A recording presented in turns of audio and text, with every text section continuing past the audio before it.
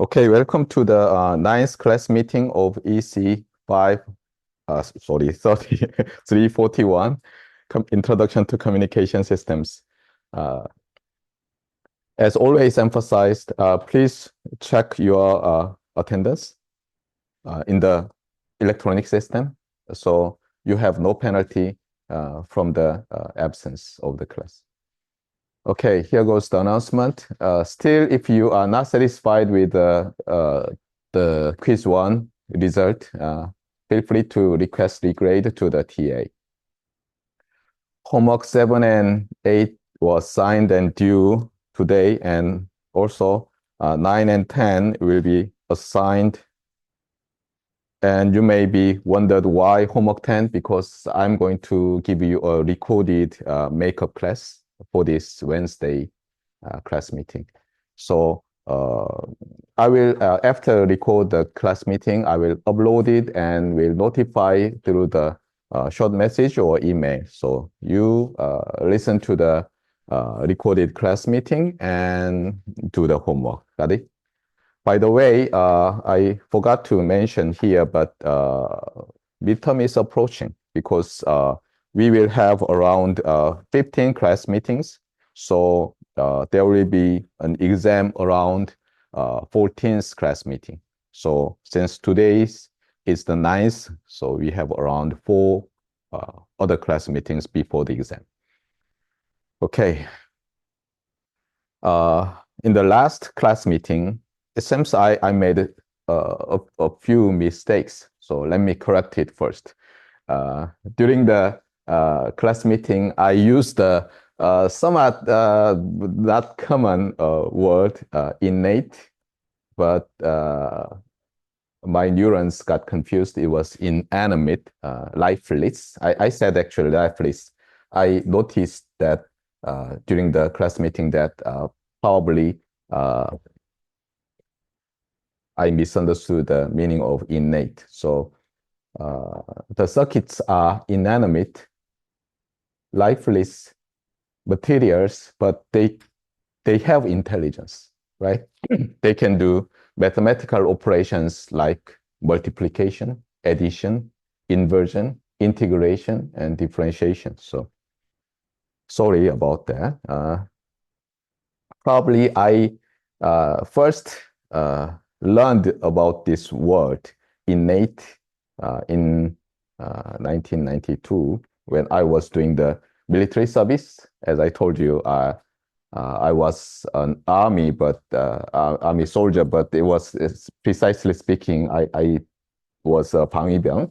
So I could commute from home to the barrack every day, and during the commuting, I memorized a lot of English words. Still, one of the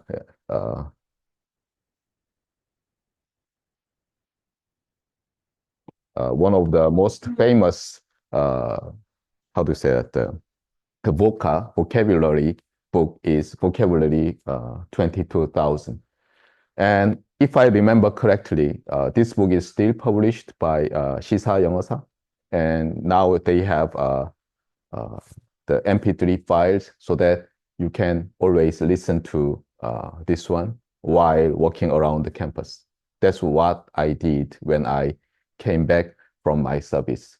So after I came back from my military service, I always had the earphone, and most of my friends thought that I was addicted to music, but actually I was listening to the Vocabulary 22,000 audio book, and it helped me a lot because just walking 10 minutes, you can, how to say that, inscribe those around 50 words, high-level English words into your brain.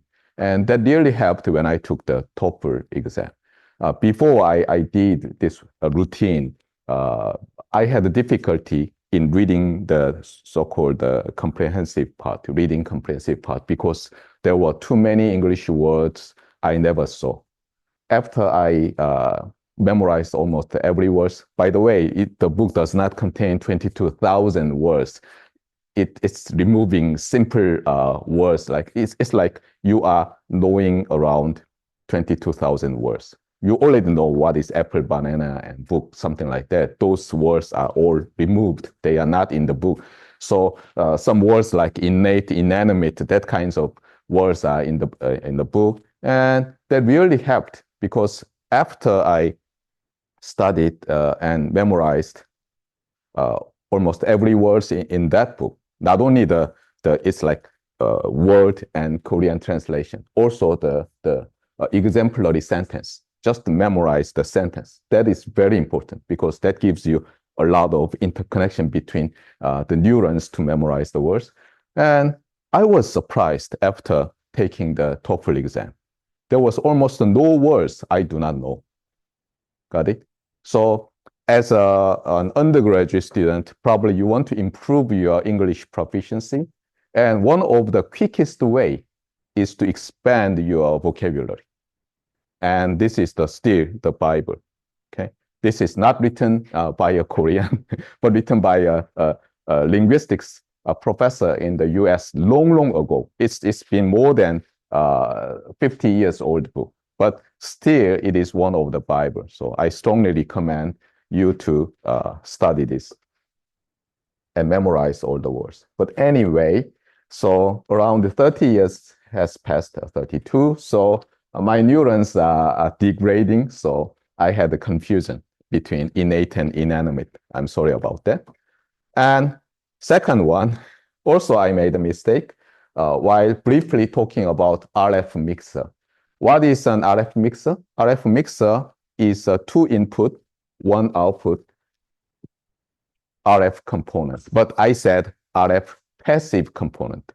And after the class meeting, I doubted my knowledge. So I searched for the web and found that there are not only passive RF mixers, but also there are active RF mixers.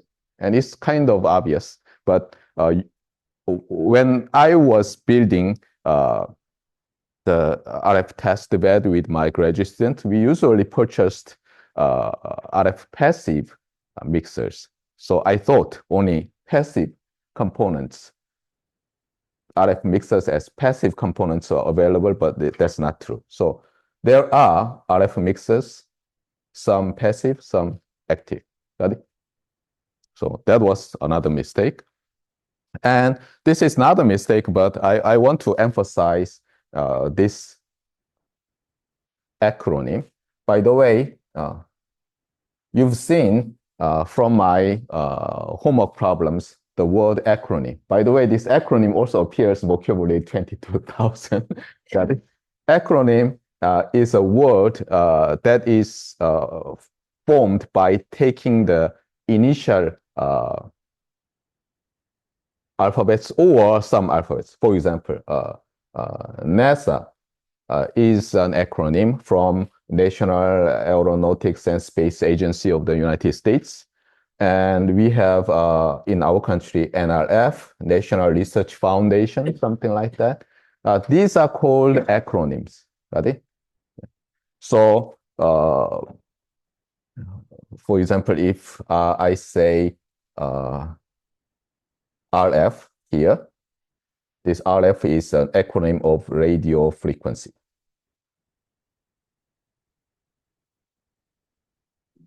Most of the times, they make an acronym, they take the first character. So here, NASA is N from National, A from Aeronautics, S is Space Agency. But sometimes, in order to make it sound properly, they sometimes take the some other characters too. For example, radar is what? Radio detection and ranging. So they took R and A to form this acronym, and D, A, and R. Got it? So there is no the universal law to make an acronym, but anyway. So here goes an acronym, modem. Modem is an acronym, modulator and demodulator. And they took this MOD and this DOM and removed one of the D and formed the acronym modem. Got it? So now, if you say modem, it's an acronym of modulator and demodulator. So an equipment that has a modulator inside it and a demodulator inside. The problem is that too many people just believe modem means telephone modem, but it is not. Okay. So I still remember when I first came back from to the postdoc, and there was a kind of welcoming party from my friends. And one of the friend who was also doing electrical engineering asked me, "What do you want to do if you begin a startup?" At that time, I didn't thought about any startup, and I said that probably I would build a modem. The problem is that what I meant was something like this, because it has a modem, right? Modulator and demodulator. But my friend thought that I wanted to build a modem that industry was a telephone modem, that which industry was already collapsing because it was 2004 and a lot of people was using cell phones, and telephone modem was long gone actually. And so there was confusion. Do you understand what I mean? He was my classmate in the Department of Electrical Engineering. The problem was that he didn't know what does that exactly modem mean. Got it? Modem means a lot, not only the telephone modem, but also every radio equipment that has modulator and demodulator. Anyway. And here goes the serious mistake. So I corrected, I have to correct my corrected mistake. So last time I said that the linear modulation and linear modulator in this textbook and most of the old school textbook means what? Here is a linear modulator, and that admits the input message and generates the real bandpass signal x of t, which is a of t cosine 2 pi fct plus theta, where a of t is an LTI filtered version of an affine function of m of t. So in other words, a of t is LTI filtering of some a m of t plus b. And do not write down, copy down. I said this was wrong, okay? So this is wrong, okay? What is correct is this one.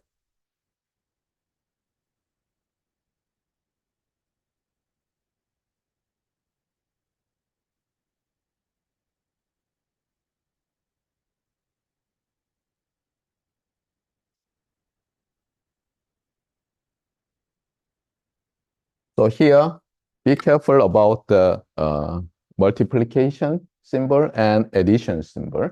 So what's the output of this system? It's a of m of t plus b, right?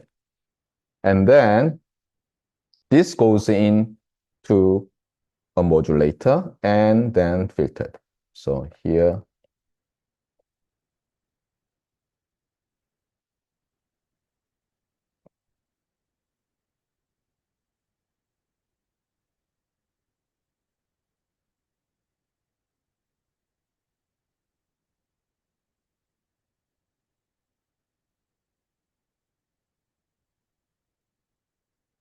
So what is LTI filtered is not this signal, but that signal. Ready? Here is a modulator, amplitude modulator.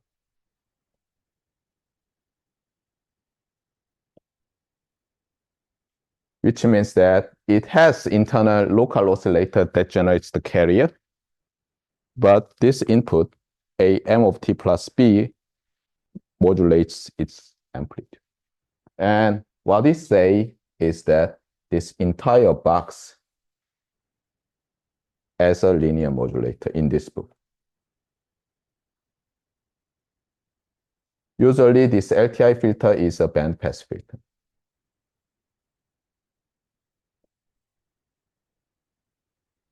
Or sometimes ignored, okay?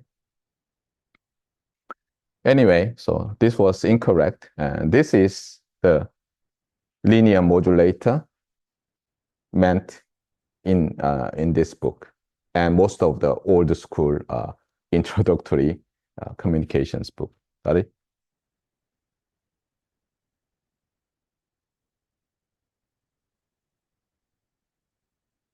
So let me delete this one too. It's confusing.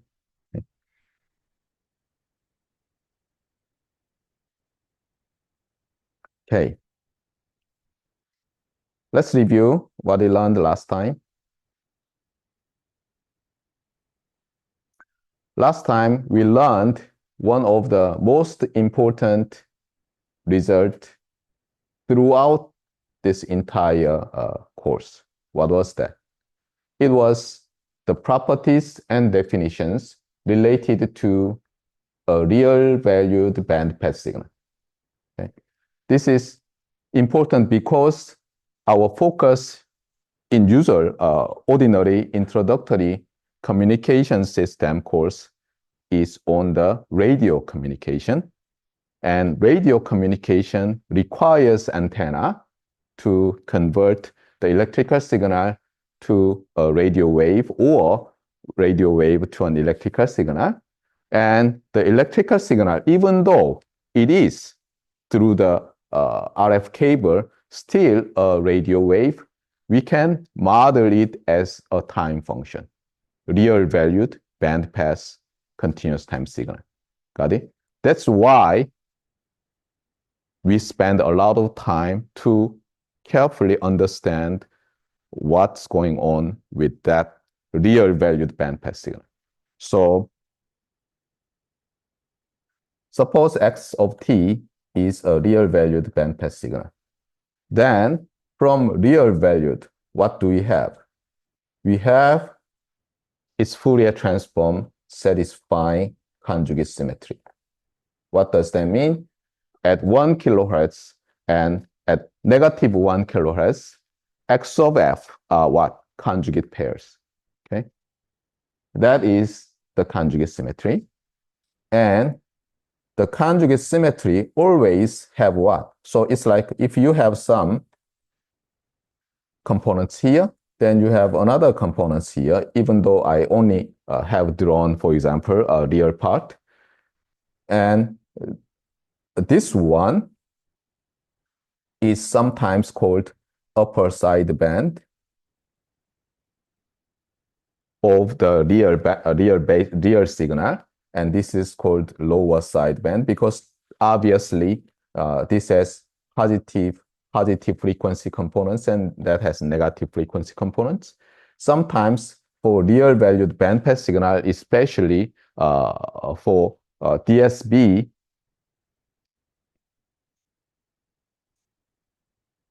DSB-SC, we have something like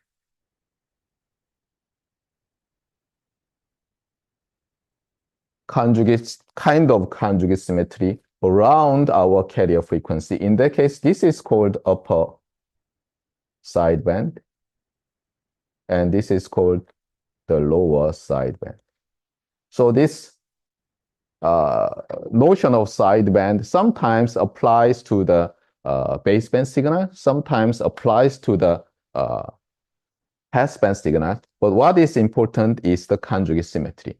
Whenever you have conjugate symmetry, you can find the point of symmetry, and from that point of symmetry, relatively larger frequency components may be named as upper sideband, and lower frequency components may be named as lower sideband. Got it? So the definition depends on your point of view. Now, here goes the definition called analytic signal. What is the analytic signal? Analytic signal is what? A signal, continuous time or discrete time, that has what? Only positive frequency components or non-negative frequency components. So suppose you have a real valued bandpass signal, then is this an analytic signal? No, because it has negative frequency components. By the way, what does that mean by negative frequency components in Fourier analysis? It has e to the negative j to pi some ft. Got it? So suppose this capital X of f is the Fourier transform of a real valued bandpass signal, then how can we get the analytic signal component of this one? Simply removing the negative frequency component. However, for convenience, we multiply 2. Got it? So what we do is that this xa of f, the Fourier transform of the analytic signal part of a real valued bandpass signal, is defined as capital X of f, which is the original Fourier transform, times 2 times u of f. By the way, u of f is a unit step function now in the frequency domain. So for the positive frequency f, it's 1. Negative frequency f is 0. And for f equals 0, it depends on the people who wants to define.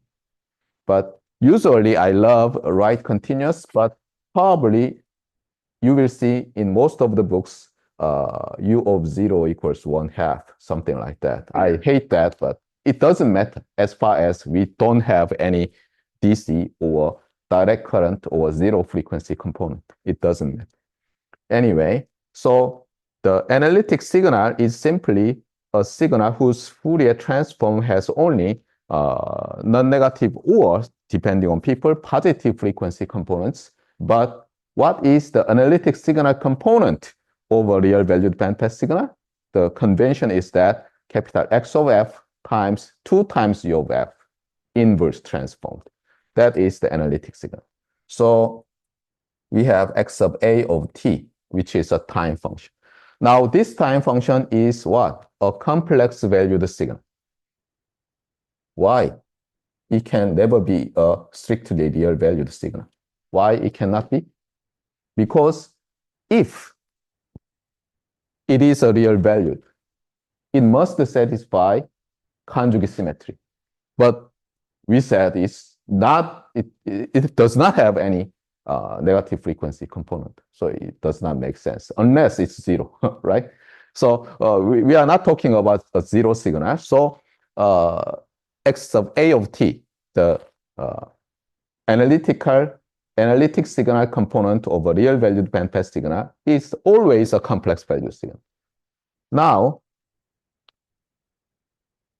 you can phase shift this complex valued signal with a constant theta, whatever theta you may choose. And also, you may multiply e to the negative j 2 pi fct to define some xc of t. And what we usually do is that we sometimes choose theta equals 0 and fc as the so-called center frequency of this real valued bandpass signal.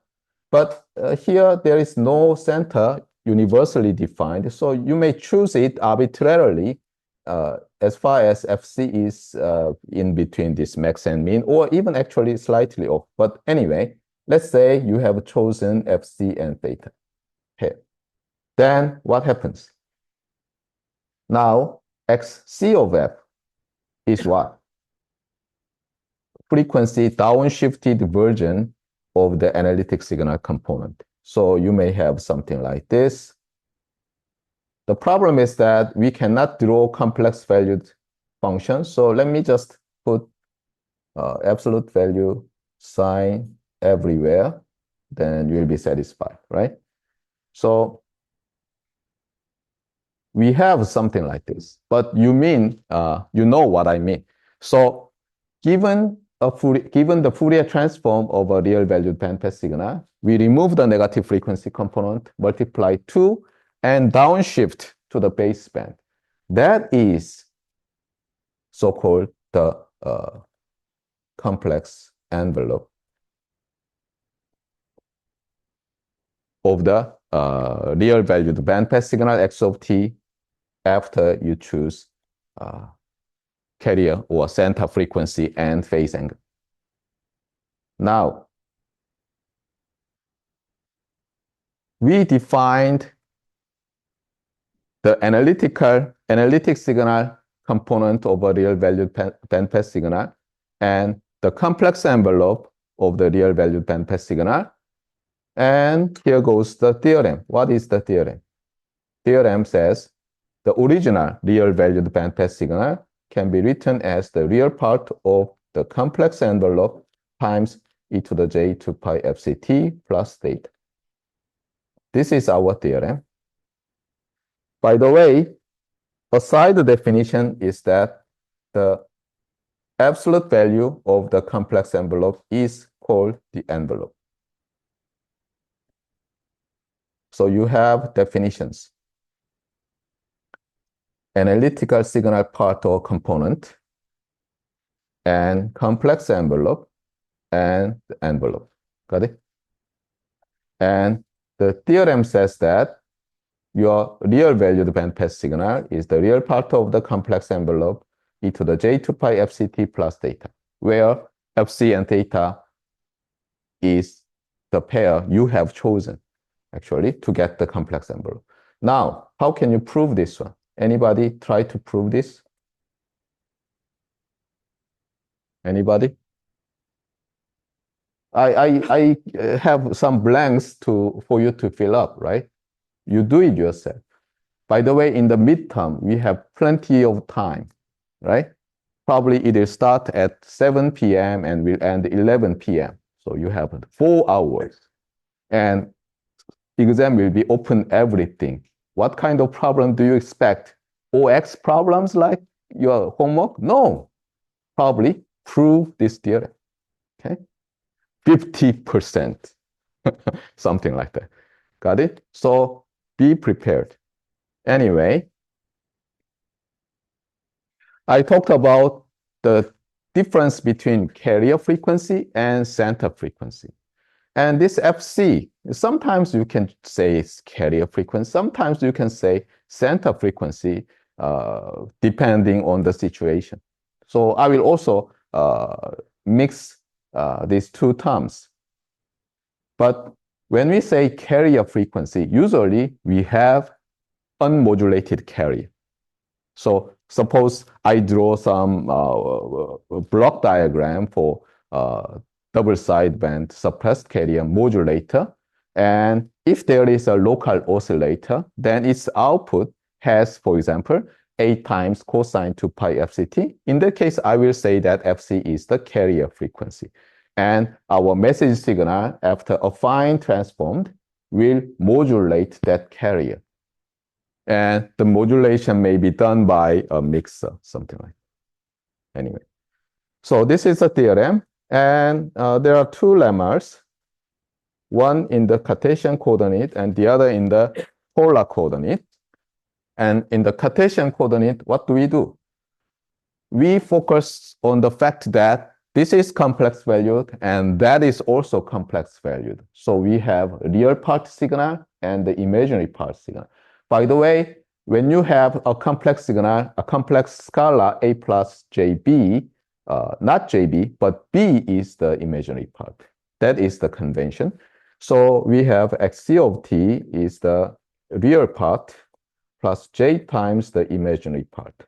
And then our real valued bandpass signal can be written as this real baseband signal times cosine 2 pi fct plus theta minus xq of t sine 2 pi fct plus theta. And this term with cosine is called the in-phase component of the real valued bandpass signal. And this product with sine 2 pi fct is called the quadrature phase or quadrature component of the real valued bandpass signal x of t. And here goes another one. Since this is a complex signal, you may represent it as a real valued signal a of t times e to the j theta of t. By the way, 2 class meetings before I said this is the magnitude part, but I said it's not correct. It could be positive and negative. Okay.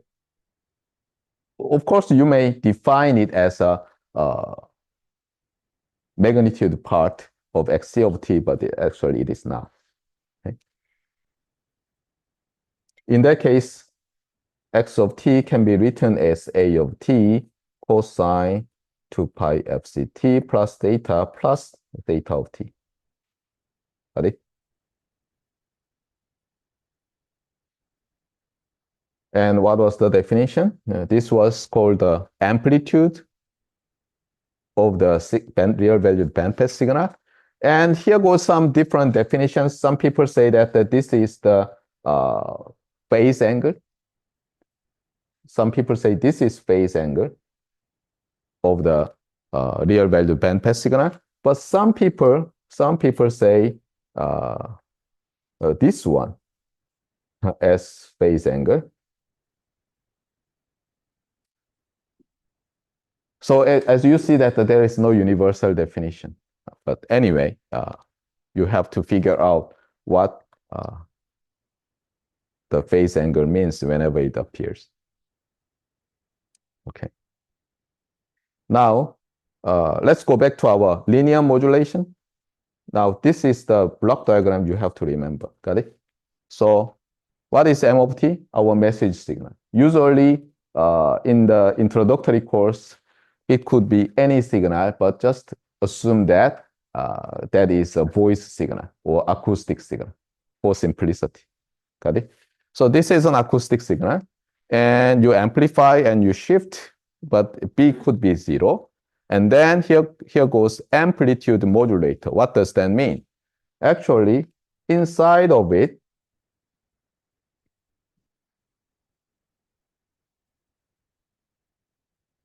we have what? We have a local oscillator that generates a carrier, unmodulated carrier.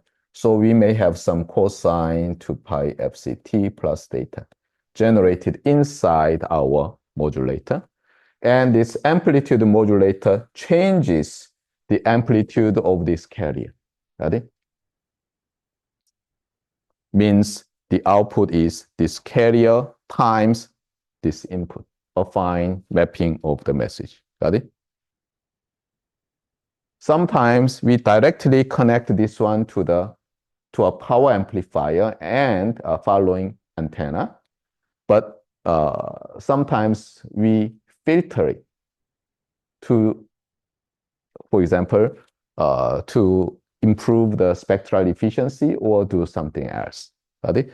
So depending on the presence of this filter and shape of this filter, the output signal may be called in various terms. DSB suppressed carrier, DSB, of course, depending on AB and this filter, DSB reduced carrier, DSB large carrier, DSB with carrier, and there are many terms.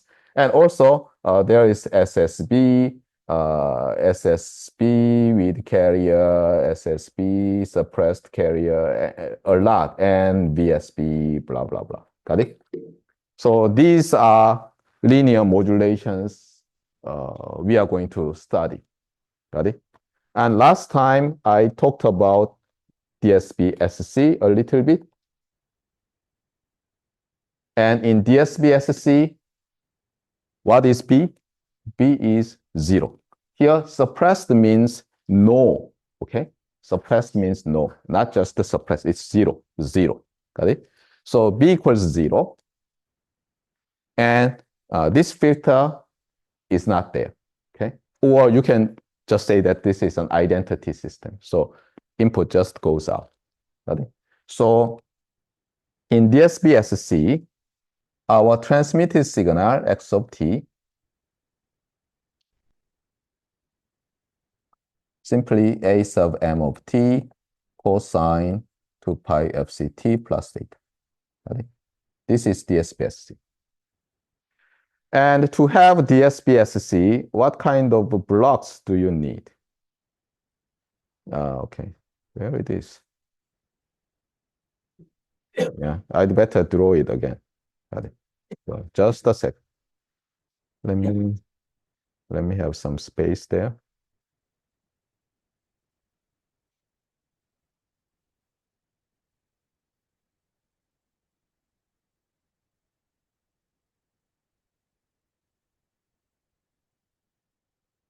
Oops.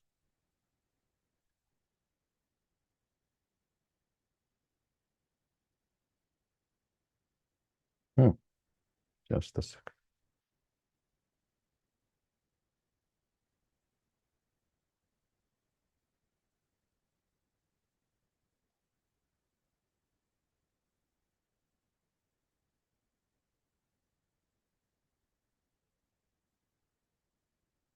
So in DSB-SC,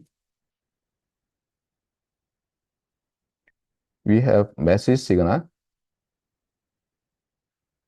amplified, and message signal modulates our carrier signal. And here goes the power amp, and here goes the antenna. This is, of course, the simplest block diagram, and people actually didn't one by one converted the block and build the system. They didn't, okay?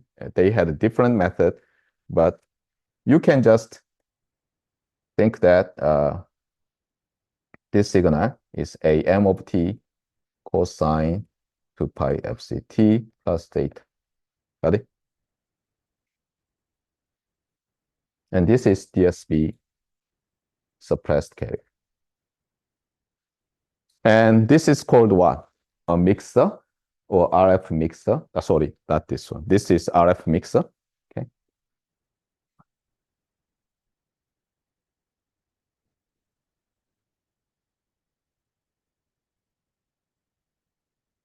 And here goes the power amplifier. Got it? In the receiver, the simplest idea is this one. We rely on the trigonometric identity saying that cosine square theta equals 1/2 1 plus cosine 2 theta. So after we receive, here goes the low noise amplifier. And if possible, we just multiply something like this. By the way, what would be this signal? This signal would be some gain or attenuation times the received signal delayed. Okay. So precise, if there is a single path with attenuation and delay, then the received signal would be something like this. Right?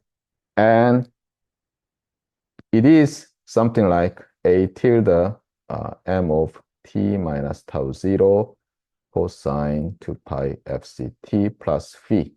Okay, let's define this negative 2 pi FCT tau 0 plus data SV.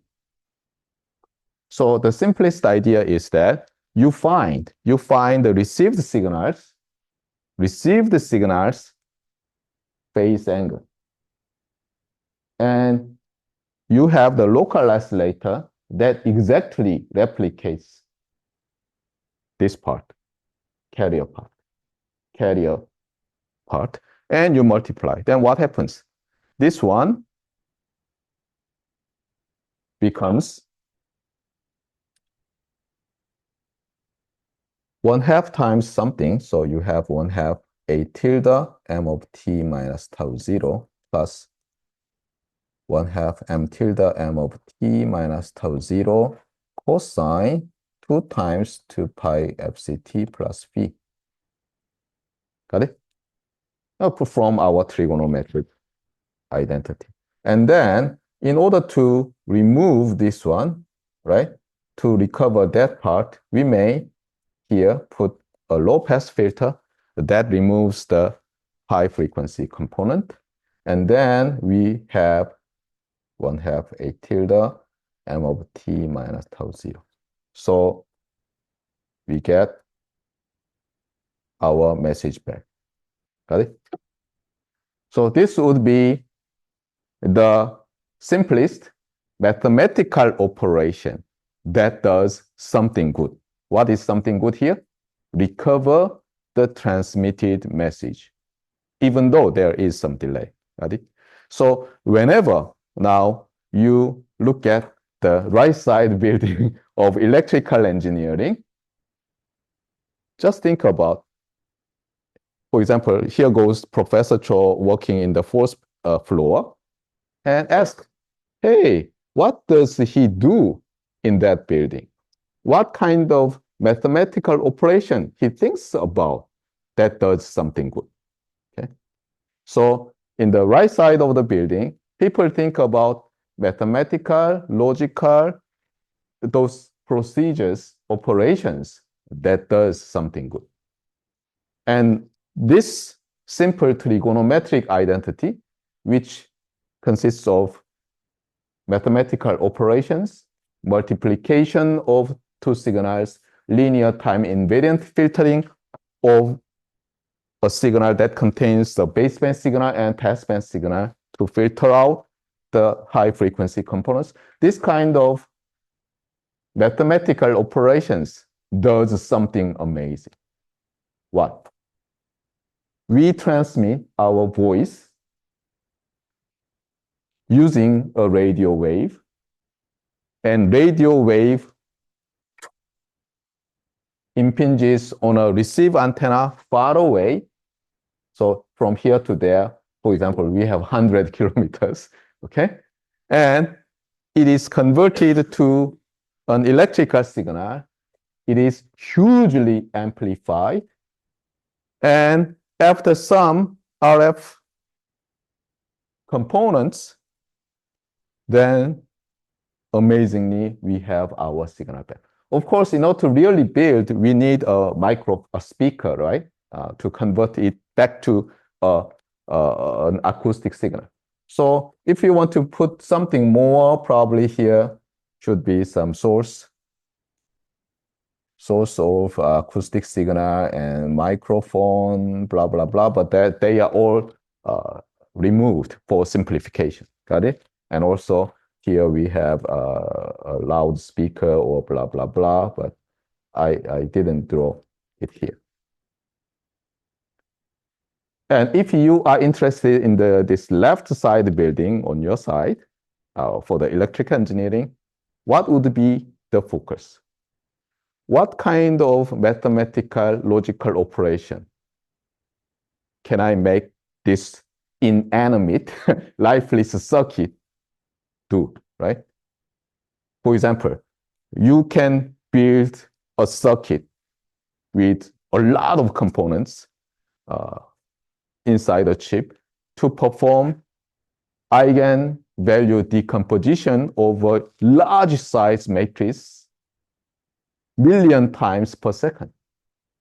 Actually, That is a kind of so-called NVIDIA's those chips these days, right?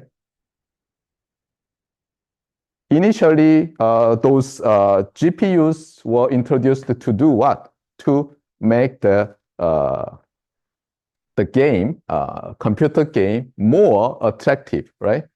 So they wanted to do three-dimensional rotation very smoothly, very quickly, something like that. So NVIDIA started to sell those GPUs. And some people purchased some, the others didn't. But now suddenly, those similar computations used in three-dimensional rotation, all those things are turned out to be the key mathematical operations performed to do some task by the AI model and machine learning models. So researchers and companies, institutions started to purchase a lot of GPUs from NVIDIA, and suddenly NVIDIA has become one of the most important and affecting company in the world, right? And what does that do? What do they do with their product? They allow us to perform very computationally intensive mathematical operations in an instant time. Got it? Because, think about that. So those theorists on the right side building believe that, okay, if we can do singular value decompositions very quickly, then we can make this system, for example, we can build autonomous driving system. Okay, and then these guys really build such a circuit that can do the computation very quickly within our power and energy or dimensional limitation. Okay. Anyway, so this was our review. Now here goes the preview. One of the terms I emphasized last time was this one: trade-off, breakthrough, and disruption. Okay, let me see, disruption. Of course, this division is highly subjective, 매우 주관적인. However, this division is important. Mostly, engineers do trade-off research. Trade-off research is also very important. However, breakthrough research or disruptive research would be our aim or goal, especially when we are very young. We want to make a breakthrough, because with the trade-off, there is no innovation. Now, the reason why I talk about these terms is that trade-off research starts with focusing on what is the pros and what is the cons of a kind of status quo, which is that what is given to us right now. So now think about DSB-SC, and let's more think about how to build it, right? Because mathematically speaking, we are done, right? Right? If we have a mixer, we have an oscillator, we have an antenna, we have an amplifier, we can transmit our voice over very far away. And in the receiver, we regenerate the carrier component and multiply low-pass filter. We are done. What would be the problem? There are a lot of problems. Let's talk about the receiver complexity first. So here goes the receiver complexity. And I told you that in this block diagram, I assumed our local oscillator, so LO in the receiver, can generate the carrier with the same instantaneous phase angle with the received signal. Let me ask you, is it easy? Is it very simple to perform this test. On the right side of the building, they said that, okay, if we have this signal, everything's very good, right? Amazing. And probably on this side of building, people say that, hey, I don't know how to make that one. I can make something like this. So at the age of the invention of this DSB-SC, actually, they could only generate something like this. Okay, 2 pi fct plus some phi of t. By the way, you may say that, okay, it's still good. This first term is exact. Wow, great. Only phi of t is now replaced by phi of t. Okay, this phi of t may be a constant,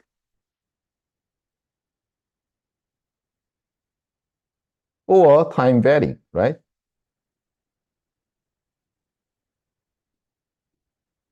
Actually, this was the case in the age of early radio communication. So even though we could build a local oscillator that has approximately the frequency what we want, in this case f sub c, actually we couldn't build a local oscillator that has very stable phase angle. Removing this oscillating part, it was not easy. So it's like this was not a pure tone. See that?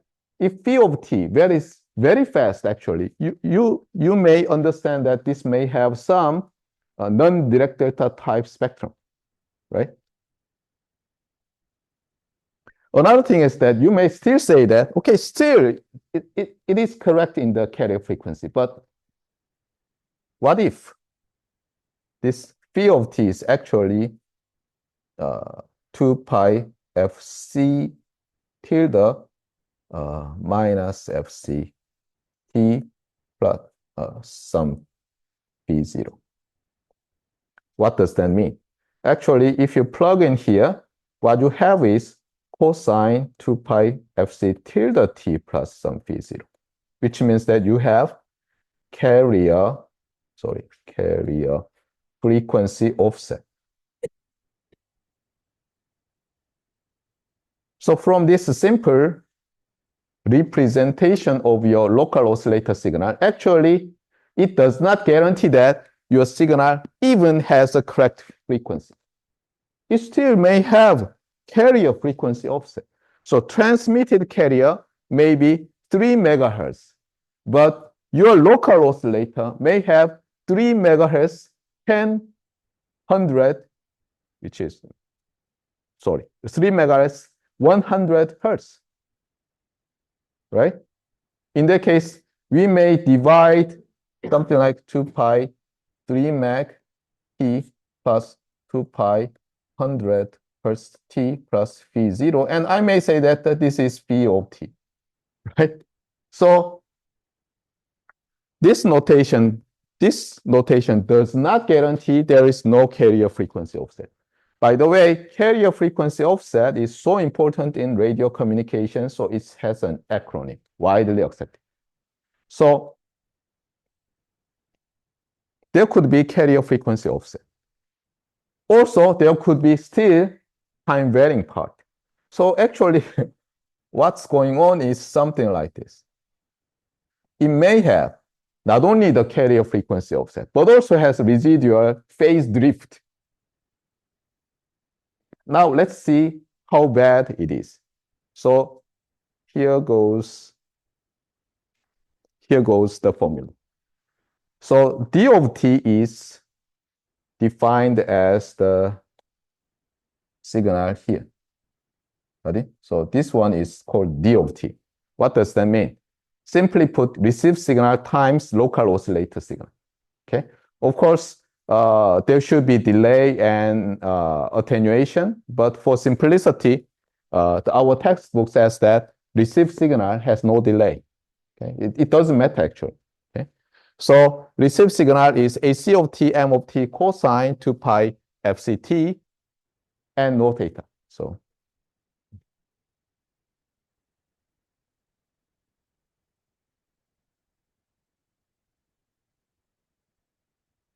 and you multiply cosine 2 pi fct plus theta of t in our textbook. Got it?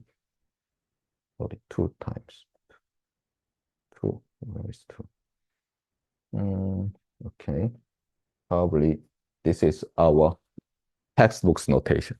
So in our textbook, it says that the received signal after the amplification, it has 1/2 AC. It doesn't matter. M of t cosine 2 pi fc. For convenience, the phase is dropped. Okay, and you have some local oscillator signal. That is what? That is not phase coherent. Not phase coherent. By the way, here, coherent, simply put, coherent means that you have two carriers. Okay, and if they have the same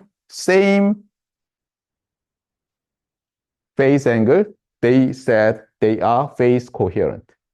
But here, as you see that the first carrier has 2 pi fct, but second carrier has possibly non-zero theta of t. So they are not phase coherent. Got it? And here, in our simplest receiver, we had phase coherence. Okay? So these two carriers were phase coherent. And this is called what? This is called coherent. They just remove this phase. Coherent demodulate for DSB-SC.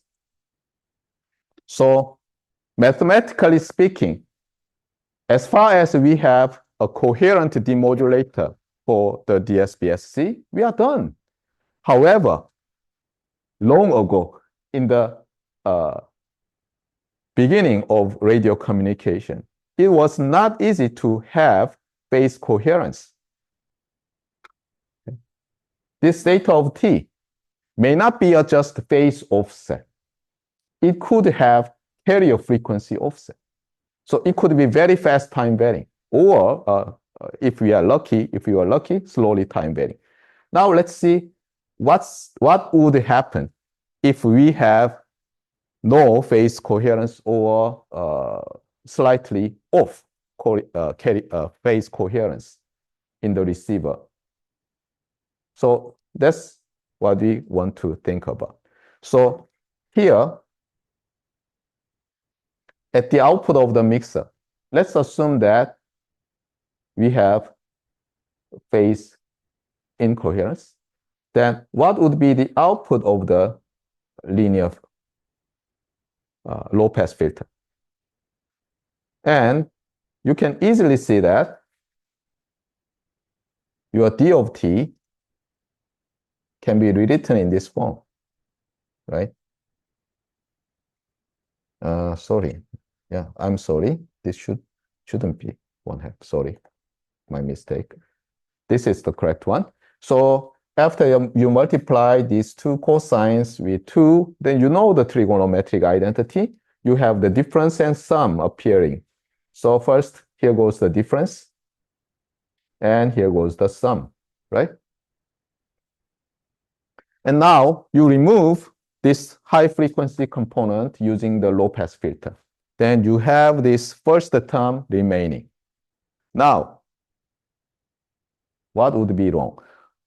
Due to this theta of t, this cosine theta of t may distort our message. If theta of t equals 0, that is coherent demodulation, right? So here, theta of t equals 0 means for all t means coherent demodulation.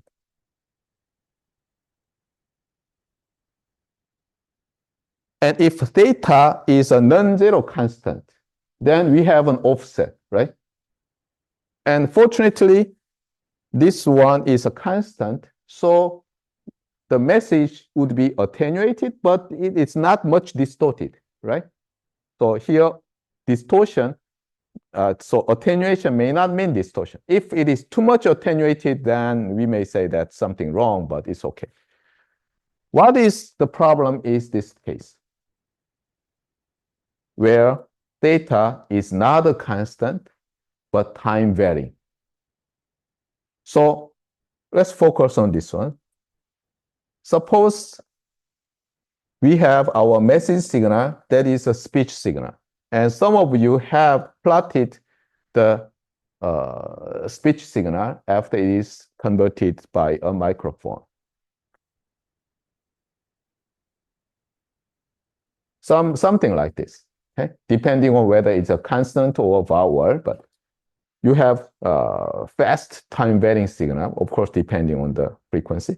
The problem is that you multiply cosine theta of t, and suppose that theta of t varies very fast. What would happen? Your output at the low pass filter may be some very distorted signal. Got it?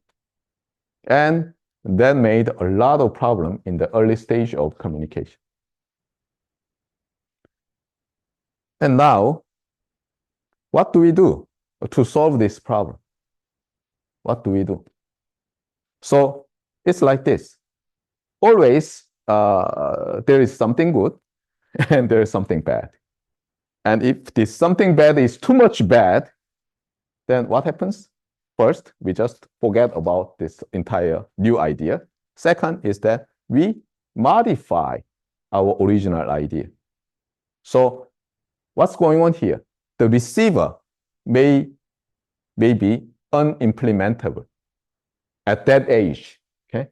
Even though we have a very good transmitter, what we wanted was, as I have drawn last time, this is Namsan, Mount Namsan in Seoul. And here is a radio broadcasting station.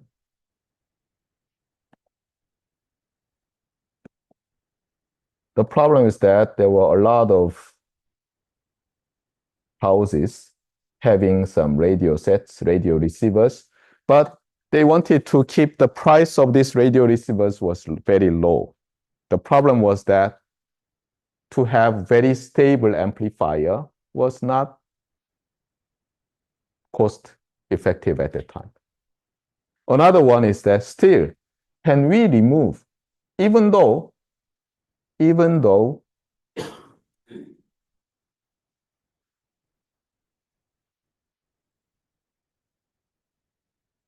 have very accurate frequency local oscillator, can we still remove this one, or can we still keep P0 a constant? What if P0 is 90 degrees, around 90 degrees? Cosine 90 degrees is almost zero, right? And we don't know. We don't know how to recover the phase. So we have to revise our original idea somehow. And in the communications, there are always 3 ways to revise our original idea. So here is the transmitter, and this may call the channel, and here is a receiver. So if you have a problem, you either modify the transmitter, modify the receiver, or sometimes even channel. Okay? Actually, we may want to start from the channel first because for example, if you have a problem that your signal is too much attenuated, what do? You just established a radio frequency cable between the transmitter and receiver, and if the distance is shorter than some level, then you have no problem, right? Sometimes we change the receiver. So let me change the number. Okay.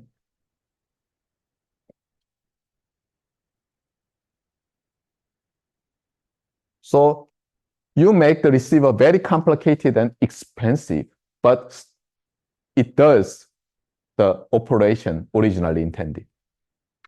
Third is you just change the transmitter so that you can make the receiver cost effective. And this one is this side in the receiver. So one solution is that in the receiver, you have some subsystem called a phase locked loop. And its acronym is PLL, phase locked loop. And especially among many, so there are PLLs. And here is so-called Costas PLL. The Costas PLL is very good for, mathematically speaking, very good in recovering the phase information of DSB modulated signal. So this is very good for DSB. Got it? But it still requires very stable carrier frequency in the local oscillator, and it requires anyway a lot of circuitry at that time. Okay? So it was not the option for this inexpensive radio broadcasting. So it's like this. Consider your application. So wireless voice is for military purpose. Then you pour a lot of money. In that case, using the Costas phase lock loop in the receiver may solve the problem, right? However, if your application is radio broadcasting to your entire population and you want the receiver, the radio set inexpensive for your customer, in that case, this may not be an option. Of course, not only the Costas phase lock loop, we may exploit the signal because, interestingly, our speech signal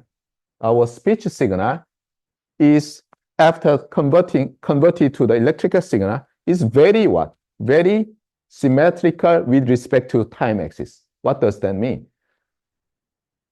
Your voice signal is M of t, and now you negate the sign, and they sound almost the same to our ear.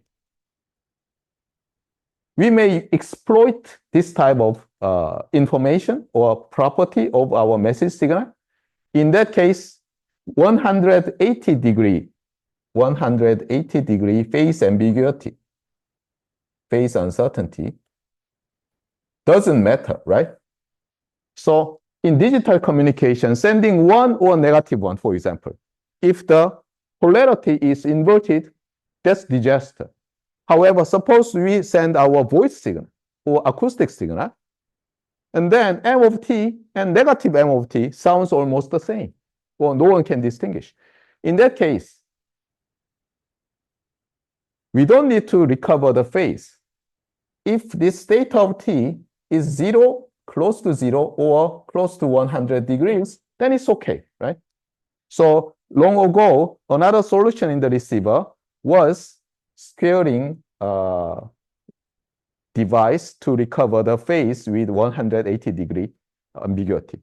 So this was one option, and this was another option to improve the receiver in the early stage of communication. However,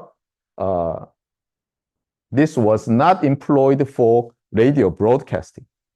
What people used was so-called DSB with large carrier. So this is DSB-SC, actually, large carrier. And since this DSB-SC was the first very popularized DSB modulation, they just named it, confusingly, AM. Okay? So as you remember, a real valued bandpass signal can be written in this way.